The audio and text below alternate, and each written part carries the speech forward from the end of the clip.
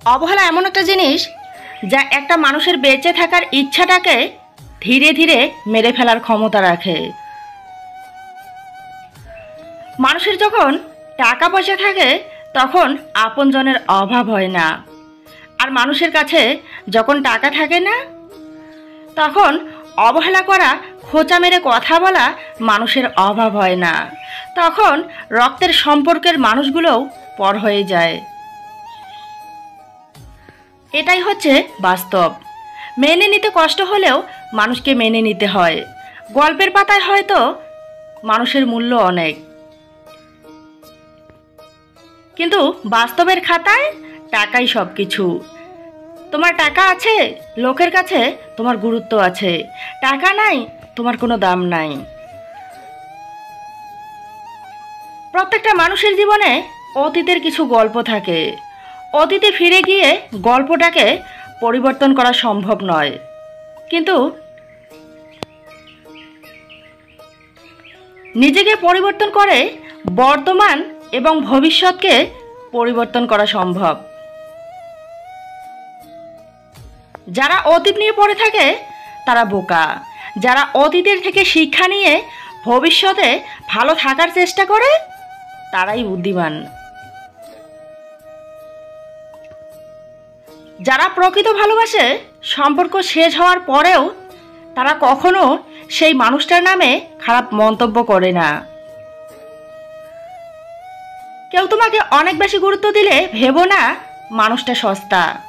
আসলে মানুষটা তোমাকে নিজের চাইতেও বেশি ভালোবাসে। সম্পর্কের বিচ্ছেদ হয় এই 3টি শব্দের কারণে। নাম্বার 1 স্বার্থ, নাম্বার 2 অতিরিক্ত জেদ, নাম্বার 3 অতিরিক্ত অহংকার। কেউ একজন বলেছিল সারা জীবন থাকবে, আজও আছে, তবে সাথে নয়, স্মৃতি হয়ে আছে।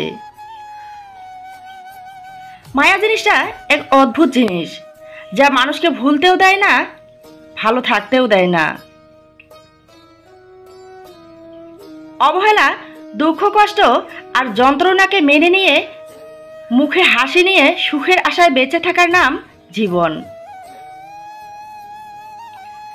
দুঃখের পর সুখ, সুখের পর হাসি, এটাই তো বাস্তবতা।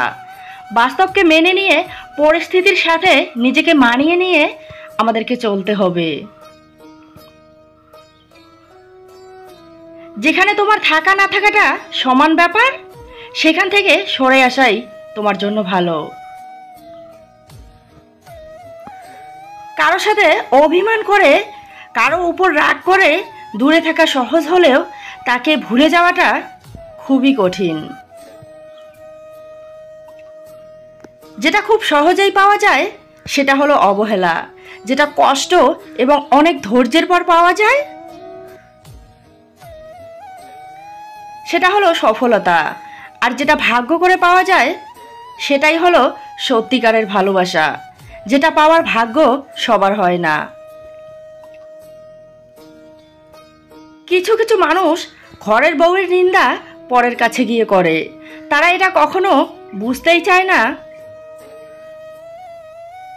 যে আমার অসুস্থতায় পরের বউ এসে আমার দেখাশোনা করবে না, ছেলের বউ দেখাশোনা করবে।